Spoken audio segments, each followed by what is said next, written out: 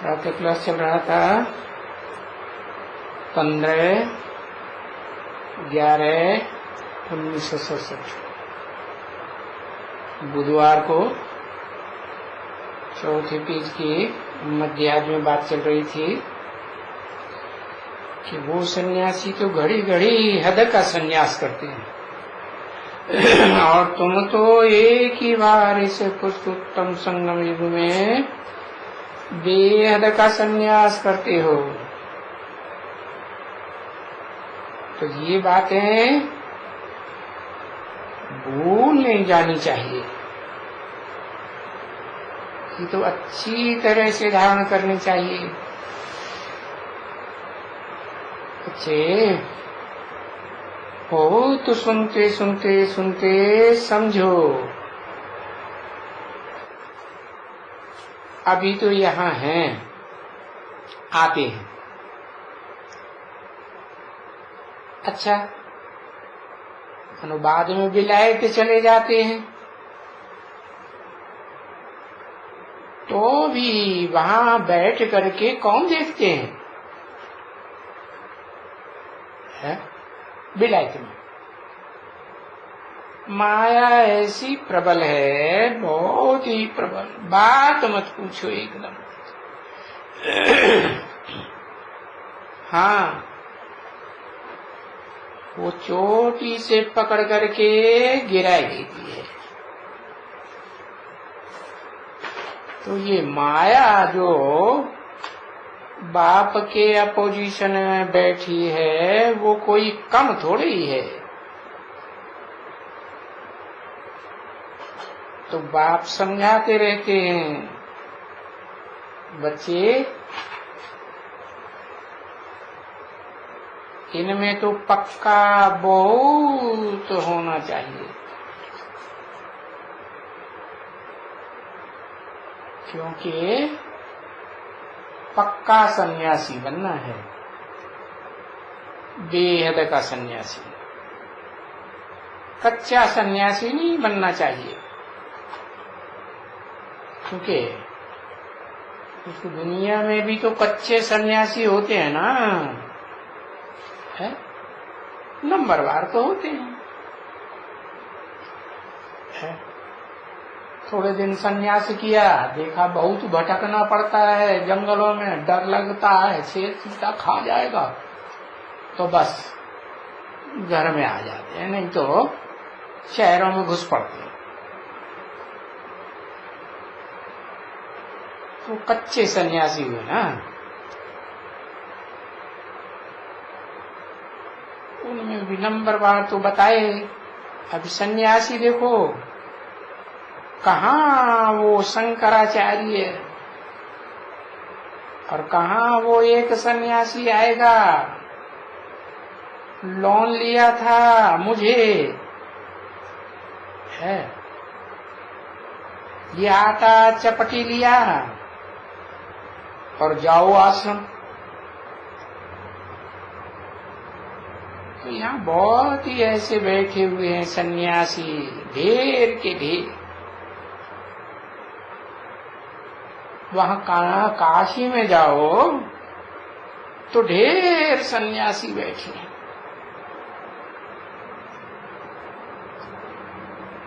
हरिद्वार में जाओ, काशी में बहुत है,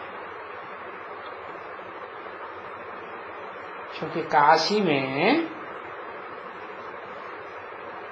तेज है ना, सन्यासियों में भी कुछ न कुछ पवित्रता का तेज होता है ना। तो अभी काशी में जाकर के करावट खाएगा, तभी उनका उद्धार होगा। क्या तो वहां गंगा में बैठ करके गंगा स्नान करेंगे, जैसे ये हद की बातें वैसे बेहद की बातें भी हैं। बेहद ब्राह्मणों की दुनिया में भी काशी नगरी है ना, गंगा नदी भी है। तो देखो दो यानी एक बात में भी दोनों मत नहीं है। ऐसे कहते हैं कि हम काशी में जाकर के वहां मरने से हमें मुक्ति को प्राप्ति होगी। एक कहते हैं नहीं, हम तो गंगा स्नान करेंगे गंगा के घाट पर। वो है ना गंगा का घाट, और तुलसी तो काली तुलसी और हरित तुलसी। काली तुलसी जंगल में फलती है, जंगल में फलीभूत होती है। हरी तुलसी घरों में, घर गृहस्थ में। अभी गंगा का घाट तो बनारस में भी है, और वो ही गंगा का घाट हरिद्वार में भी है। बनारस किसकी नगरी? बनारस कहते हैं काशी, काशी विश्वनाथ गंगे। विश्वनाथ की शंकर की नगरी बताते हैं। और हरिद्वार, हरि वो कृष्ण को कहते हैं। तो गंगा जब उतरती है ऊंची स्टेज से, तो कहाँ उतरती है? हरिद्वार में उतरती है। तो हरिद्वार में भी गंगा है, बनारस में भी गंगा है, पर वहां तो शिव का मंदिर तो खास है एकदम। कहाँ? शिव काशी में है, वो एकदम खास मंदिर है। हरिद्वार में थोड़े ही है नहीं। तो हरिद्वार से तो अच्छा उत्तम तो फिर बनारस हुआ ना। क्या? क्यों? क्योंकि हरिद्वार में बना बनाया रस और सोम रस नहीं मिलता है, और बनारस में नाम ही है बनारस, बना बनाया सोम रस मिलता है। क्योंकि फिर भी तो वो शिव का वहां नाम है ना, शिव काशी है, कहते हैं, जपते रहते हैं शिव काशी शिव काशी। सारा दिन ऐसे ही करते हैं, शिव काशी विश्वनाथ गंगा, शिव काशी विश्वनाथ गंगा। सारा दिन वो सन्यासियों के मुख में ये ही आता है।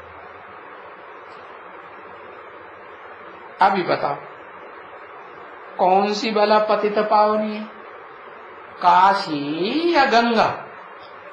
है? किसको कहेंगे पतित पावनी? क्या वो ये शिव काशी है जो बनारस शहर दिखाया हुआ है? ये तो शिव के ऊपर करवट खाते हैं, करवट, काशी करवट। अभी ये मुक्ति को पाएंगे या वो गंगा में मरेंगे वो पाएंगे? कौन पाएंगे? अब देखो उनका कोई है एक ठिकाना? कोई भी किसका भी एक ठिकाना है? कभी कुछ कभी कुछ। तो अभी सुप्रीम सोल वेद का बाप बैठ करके समझाते हैं बच्चों को मीठे मीठे बच्चों, ये सभी हैं सब भक्ति मार्ग, है ना? क्योंकि वहां पूजा तो करते हैं ना, है? और पूजा जड़ मूर्ति की करते हैं या कोई चैतन्य देवताएं होते हैं वो, है? जो लिंग दिखाते हैं वो जड़ है या चैतन्य है? जड़ है। अभी देखो, तुम तो कोई भी पूजा नहीं करते हो, क्योंकि पूजा देह की होती है, देह की मूर्तियों की होती है। याद तो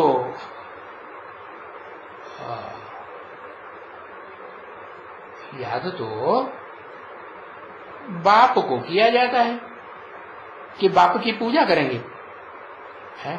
बाप तो निराकार है, पूजा कैसे करेंगे?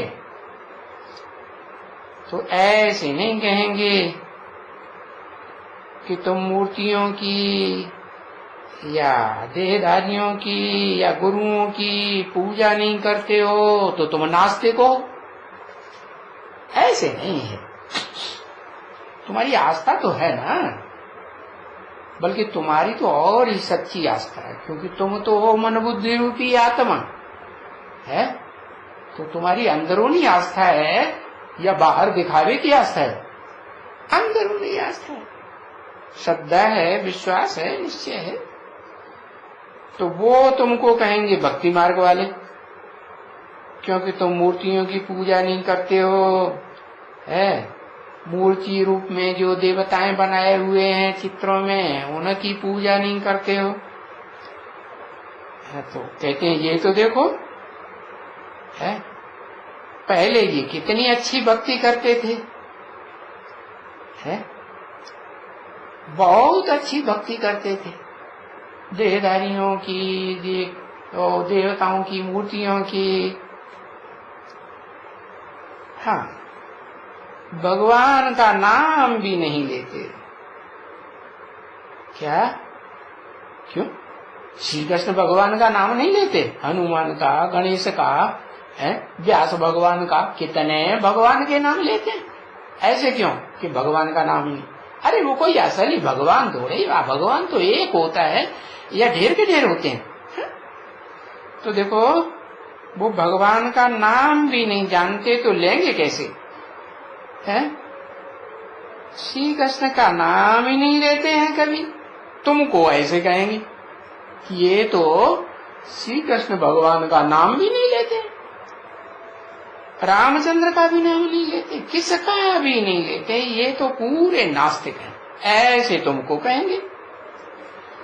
अरे पर नहीं, नाम तो काम के आधार पर होता है ना। इनको तो याद ही है ना, उनका काम भी याद है, उनका नाम भी याद है, क्योंकि ये नाम ही लेते हैं ऊंचे से ऊंचे का, जिससे ऊंचा कोई होता ही नहीं। कौन ऊंचे से ऊंचा? अगर निराकार आत्माओं में कहें तो आत्माओं में ऊंची से ऊंचा है कौन? शिव ज्योति, सदा शिव ज्योति। उससे ऊंचा परम पिता तो कोई, उसका बाप कोई होता ही नहीं। और फिर अगर साकार देहधारियों में, मनुष्यों में कहें तो मनुष्यों में कहेंगे, मनुष्यों का जो बीज है, जिसे वो कहते हैं, सब धर्म वाले मानते हैं क्या? आदम, एडम, आदिदेव, आदिनाथ मानते हैं ना। तो प्रजापिता, प्रजापति नाम देते हैं ना, तो ऊंचे से ऊंचा हुआ ना इस सृष्टि रूपी रंगमंच पर। तो याद करते हैं, सो भी कोई याद करने के लिए कोई नाम थोड़े ही लेने की दरकार है कि नाम रटते रहो। माँ है, बाप है, अपने बच्चे को विलायत में बच्चा बैठा है याद करते हैं तो उसका नाम रटते हैं क्या? क्या याद आता है? उसका रूप याद आता है, उसकी एक्टिविटी, उसकी बातचीत याद आती है। हाँ। तो तुमको कोई नाम लेने की दरकार नहीं। ये याद करते हैं क्या? किसको याद करते हैं? उनके रूप को, उनकी एक्टिविटी को, उनकी बातों को याद करते हैं, क्योंकि उनके ही तो बच्चे हैं ना। उनके, उसके कि उनके? हाँ, एक के नहीं। जैसे आत्मा अकेली कुछ नहीं कर सकती, निराकार, दूसरा शरीर भी तो चाहिए ना। तो ऐसे ही सुप्रीम सोल बाप जो हेवन बनाने का रास्ता बताते हैं, वो भी निराकारी स्थिति में कुछ भी कर नहीं सकते। वो जब तक मनुष्य सृष्टि के साकार बीज आदम में, एडम में, आदिदेव में, आदिनाथ में प्रवेश न करें, तब तक कुछ भी अर्जुन के रथ में दिखाते हैं ना। हाँ? तो उनके ही हम बच्चे हैं ना, उसके नहीं, एक के नहीं कि एक मनुष्य सृष्टि के बीज बाप के बच्चे हैं, नहीं। उस बीज बाप में भी वो निराकार सदा ज्योति शिव प्रवेश करता है, तो दो हुए ना, एक आत्मा और एक शरीर। तो उनके बच्चे हैं, तो वो बच्चे हैं तो याद करेगा, है? बच्चे हैं तो याद करेगा, और बच्चे ही नहीं होंगे तो कहां से याद? किसके बच्चे? निराकार और साकार दोनों के बच्चे तो याद करेगा, या सिर्फ निराकार को मानता रहेगा तो याद करेगा, या सिर्फ साकार को मानेगा है तो याद करेगा? नहीं है। तो नाम हम क्यों ले रहे? हमें नाम रटने की, जपने की कोई दरकार नहीं। नाम तो बहुत ही लेते हैं भक्ति मार्ग में, और हम भी जन्म जन्मांतर नाम बहुत रटते आए, किताबें बना दी है, विष्णु सहस्त्रनाम, गंगा सहस्त्रनाम, गणेश सहस्त्रनाम, हनुमान सहस्त्र, अरे क्या ढेर सारे नाम ही नाम, और ढेर सारे भगवान ही भगवान बहुत हैं ऐसे। राम का नाम जपो, राम का नाम लिखो, है? अरे राम नाम लिखो, जितनी बार राम नाम लिखेंगे और लिख करके आटे की गोलियां बना करके मछलियों को खिलाएंगे तो तुम्हारा बड़ा पुण्य होगा। कहते हैं राम नाम संग है वो। तो भक्ति मार्ग में नाम चलता है? और ज्ञान मार्ग में तुम्हारी बुद्धि में नाम चलता है कि नाम किस आधार पर पड़ता है? अरे दुनिया में भी जो बड़े बड़े नेताएं हुए, बड़े बड़े महापुरुष हुए, उनका नाम किस आधार पर चलता है? उन्होंने कुछ काम करके अच्छा दिखाया ना, तो काम के आधार पर नाम चलता है। तो ऐसे ही भगवान ने आकर के इस सृष्टि पर कुछ काम किया होगा ना, जो काम इस दुनिया में कोई भी विद्वान, पंडित, आचार्य, धर्म पिता, महान पुरुष, ऋषि मुनि नहीं कर सका। तो वो तो कहते हैं राम नाम संग है, समझे ना? ऐसे ही वो नाम उठाते रहते हैं। 15/11/1967 की प्रातः क्लास का 5 बजे। तो वो जब आते हैं तभी भी ऐसे ही कहते हैं राम नाम हमारे संग है। कोई बाबा तो कोई भी शहर में, गांव में जाएंगे तो बस चिल्लाते जाएंगे राम रामा राम रामा राम रामा राम राम राम राम राम राम राम। तो सब जान जाएंगे बड़ा भगत आया अरे जैसे नारद है ना, नारद को दिखाते हैं क्या क्या जपता रहता है? झांझ बजाता रहता है, नारायण नारायण नारायण बोलते रहते। अरे भला राम कौन सा नाम संग है? कौन से राम का नाम संग में है? राम का भी कोई नाम तो होना चाहिए ना, पक्का है? काम के आधार पर। अभी राम किसको कहें? कहते हैं राम राज्य। तो राम राज्य अगर कहेंगे तो वो तो त्रेता में आ जाता है। राम का राज्य कब बताते हैं? वो त्रेता में बताते हैं ना। हाँ चलो, वो कहते हैं वो ही राम वाली आत्मा द्वापर में कृष्ण के रूप में जन्म लेती है। हाँ अच्छा, तो वो द्वापर में नीचे आ जाता है। त्रेता ऊपर, उसके नीचे द्वापर, उससे ऊपर भी तो सतयुग 16 कला संपूर्ण। तो उसको राम राज्य तो कहा ही नहीं जाता है, न द्वापर को न त्रेता को। हा? वो राम का राज्य थोड़े ही है। राम का राज्य तो अयोध्या में था ना। कहा नाम ही क्या रखा? अयोध्या। अयोध्या माने जहाँ युद्ध माने नहीं होता है। तो जहाँ युद्ध ही नहीं होता, द्वापर में तो महाभारत युद्ध दिखाई दिया, और त्रेता में भी राम रावण का युद्ध दिखाई दिया, और सतयुग में भी क्या कहते हैं? कहते हैं देवासुर संग्राम हुआ। अरे राम राज्य में है कितना अच्छा, राम राज्य का वर्णन करते हैं शास्त्रों में कि वहां कोई भी दुखी नहीं था, कोई भी प्रकार की हिंसा नहीं होती थी, सब सुखी थे। अरे तो ये सतयुग, त्रेता, द्वापर, कलयुग है, जहाँ हिंसा ही हिंसा दिखाई है वहां राम राज्य हो सकता है? हिंसा में दुख होगा या सुख होगा? है? क्या होगा? दुख ही होगा ना। तो अभी कौन से राम का नाम लेवे? कौन सा राम राज्य है? राम राज्य तो तुमने अयोध्या में दिखाया, नाम रख दिया अयोध्या।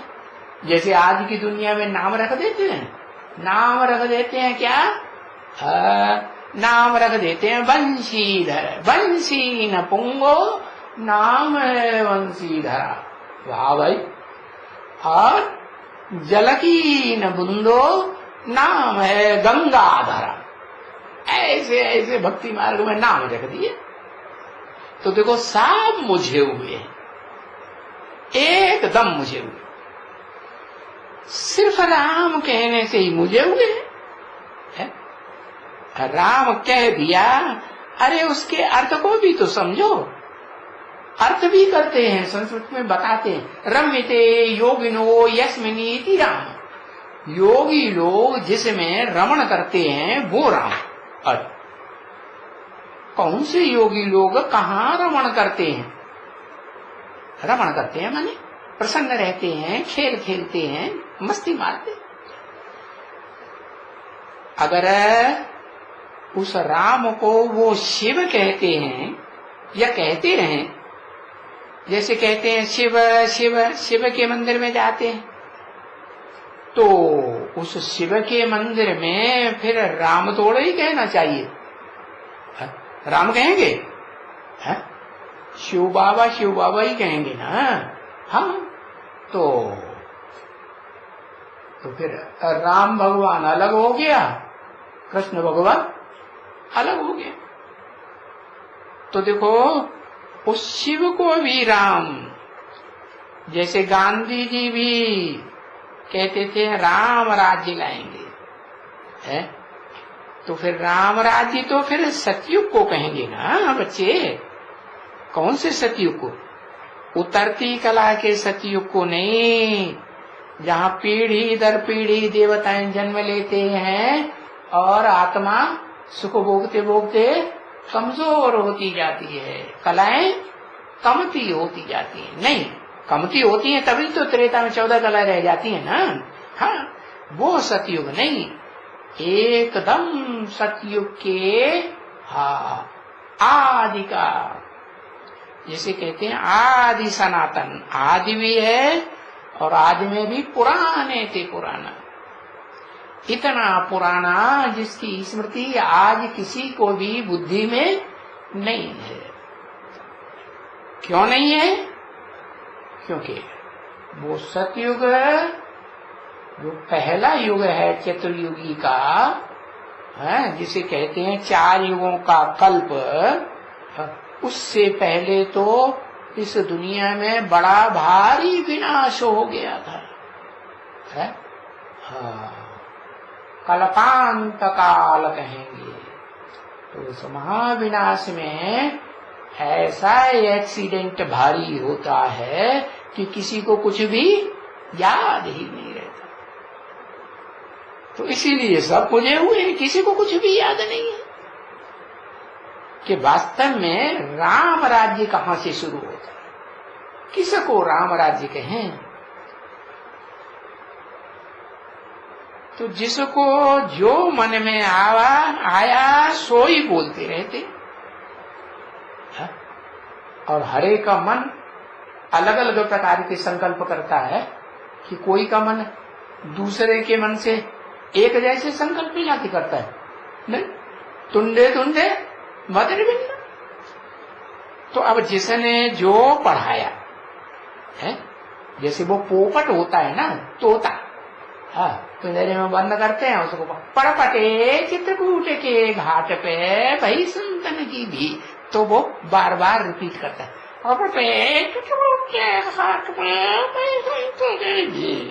ऐसे बोलता रहता है ना। हाँ, तो पढ़ाते हैं ना तोते को, पढ़ाने वाले पढ़ाते हैं, उठ पढ़ो, उठ पढ़ो काज सरो, ऐसे कुछ पढ़ते हैं। बस जिसको जिस गुरु ने जो कुछ भी पढ़ाया वो ही फिर कंठ कर लेते हैं। हाँ, अब वो चाहे कोई धर्म के हों, चाहे वो सनातन धर्म के अपन को कहते हों, हिंदू धर्म के कहते हों, या इस्लाम धर्म के हों, बौद्ध धर्म, क्रिश्चियन धर्म के हों, या उनके सहयोगी धर्मों के हों, उनके गुरु जो कुछ उनको पढ़ाते हैं बस वही बातें वो ही रटते रहते हैं, कंठ करते। इसलिए जैसे कि ये सभी पैरट शो बन गए, क्या ये सभी धर्म के फॉलोअर्स क्या बन गए? पैरट शो बन गए। माना तोतों का कोई शो किया जाए ना, कोई प्रदर्शनी लगाई जाए, तो ऐसे बन गए जो किसको सिखलाते ही रहते हैं, जिसको सिखलाते हैं वैसे ही रटते रहते।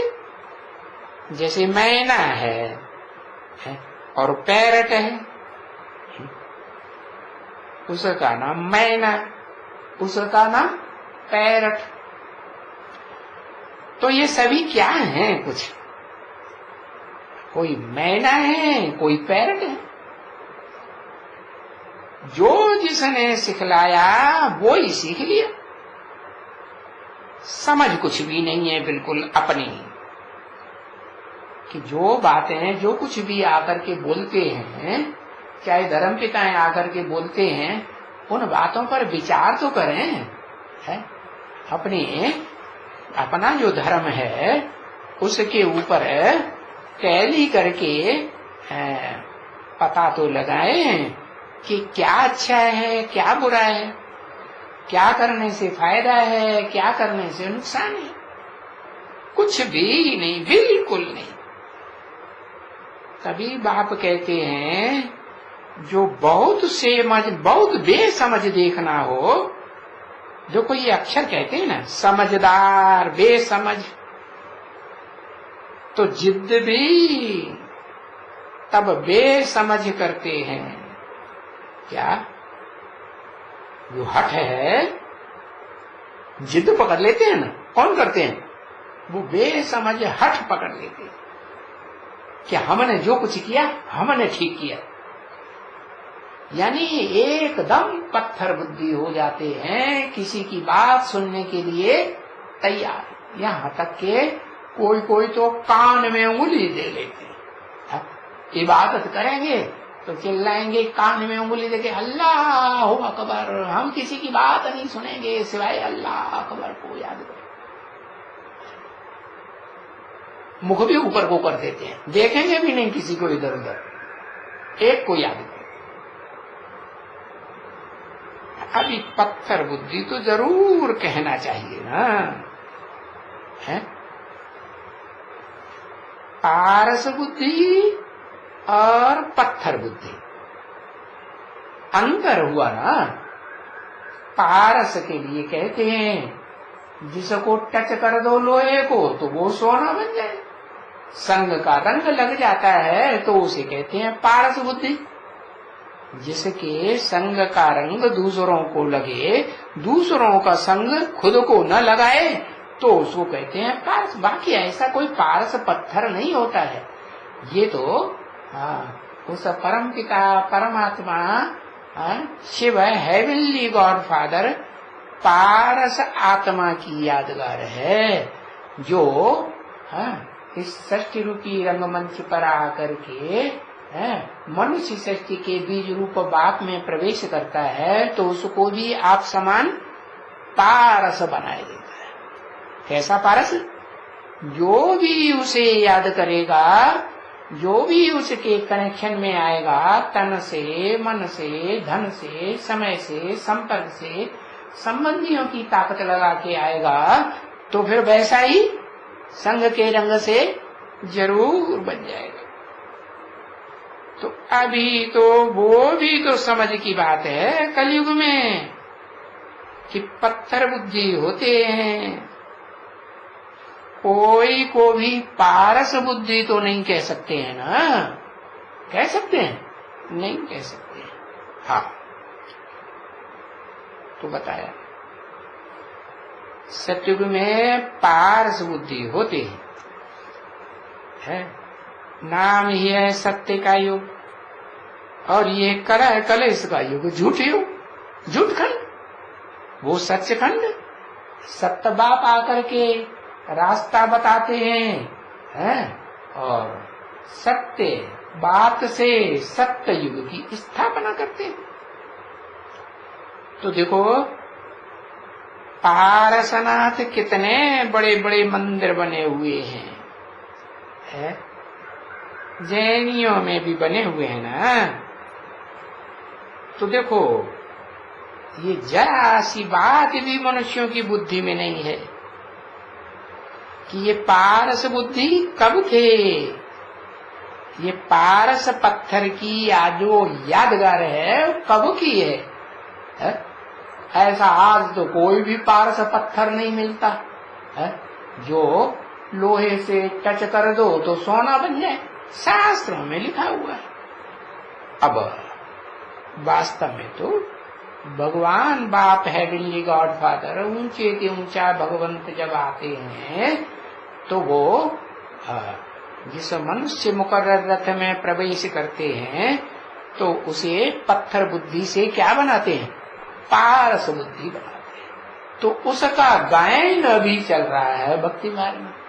भक्ति मार्ग में जो भी 2500 साल से गायन पूजन यादगार त्योहार चल रहे हैं वो सब कहाँ की यादगार?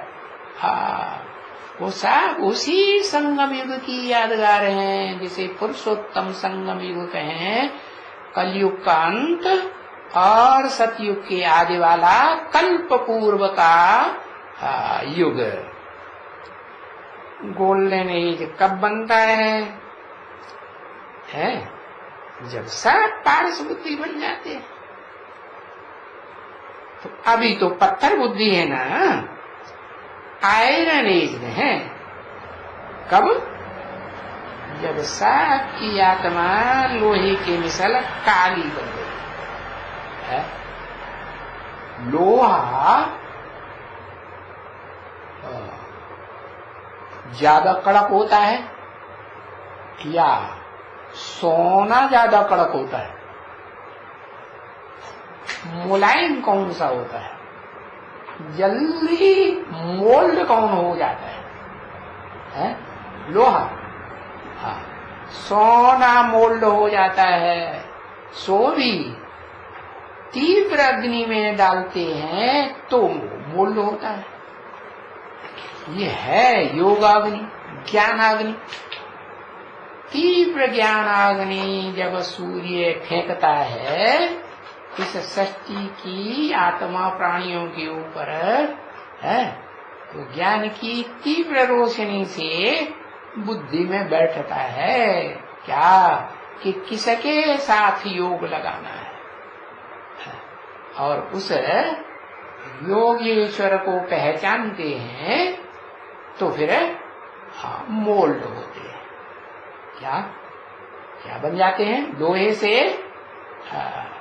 सोना बन जाते हैं, सोने जैसा मोल्ड होने वाले बन जाते हैं। लेकिन कैसे? योगाग्नि से। तीव्र योगाग्नि होगी, निरंतर लगातार योगाग्नि प्रज्वलित होगी तो क्या होगा? सोना सच्चा बनेगा, उसमें से सारी खाद लोहे की पड़ी हो, कलयुग में द्वापर में तांबे की खाद पड़ी हो, त्रेता में चांदी जैसी आत्माएं ढेर की ढेर उतरती हो उनकी पड़ी हो, या सतयुग में कुछ कम कला वाली आत्माएं सोने जैसी उतरी हो उनका संग का रंग लगा हो, वो सारा संग का रंग तब उतरता है जब निरंतर तीव्र अग्नि में, योगाग्नि में पकते। हाँ, नहीं तो ऐसे नहीं कि जैसे कहते हैं सवेरे को मंदिर में गए, झांझ बजाया, मजीरा बजाया, कीर्तन किया, शाम को गए कीर्तन किया, या जैसे मुसलमान लोग हैं 5 बार नमाज पढ़ लेते हैं, समझ लेते हैं बस हो गया काम। ऐसे नहीं, लगातार निरंतर धूनी लगी रहे। जैसे वो कोई साधु होते हैं ना, जंगल में रहते हैं एकांत में और रात दिन धूनी जमाए रहते हैं आग की। क्यों? कोई जानवर आकर के आक्रमण न कर दें तो ये माया रावण रूपी जानवर है, ये घड़ी घड़ी आक्रमण। लगातार योगाग्नि में रहेंगे, ज्ञान अग्नि प्रज्वलित रहेगी तो कोई का आक्रमण वो दूर से ही भाग जाएंगे। जंगल में जानवर जहां देखते हैं आग जल रही है तो भागते हैं कि रुकते हैं? भाग। तो ये भी कोई को पता नहीं पड़ता है क्या?